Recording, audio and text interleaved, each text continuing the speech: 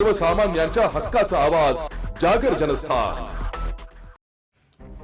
धुळे शहराची तहान भागवणाऱ्या तापी पाणी पुरवठा योजनेतील बाभळे येथील जलशुद्धीकरण केंद्राच्या मुख्य साठवण टाकीला मोठे तडे केल्याने दररोज हजारो लिटर शुद्ध पिण्याचे पाणी वाया जात असल्याचा धक्कादायक प्रकार समोर आलाय।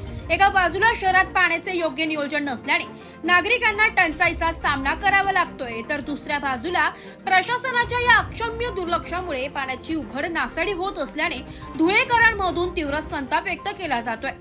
टाकीला पडलेल्या भेगातून होणाऱ्या या गळतीकडे महापालिका प्रशासनाने पूर्णपणे डोळेझाक केली असून आता खुद महापालिका आयुक्तांनीच यात लक्ष घालून ही गळती तातडीने थांबवावी आणि टाकीची दुरुस्ती करावी अशी मागणी स्थानिक नागरिकांनी लावून धरली आहे। जागर जनस्थानसाठी प्रतिनिधी रूपक विरारी, धुळे।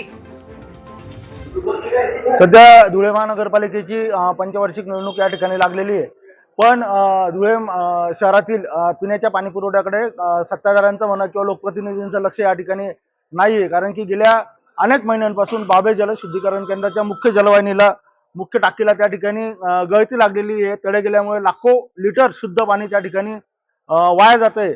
बाभळे जलशुद्धीकरण केंद्राची 44 लाख MLD क्षमता असताना त्या ठिकाणी जवळपास दिवसाला 25 ते 27 MLD पाणी त्या ठिकाणी शुद्धीकरण केलं जातं।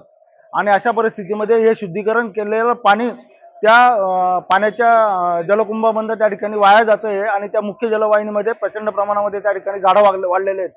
त्यामुळे धुळेकरांना दूषित पाण्याचा पाणी पुरवठा त्या ठिकाणी होत आहे।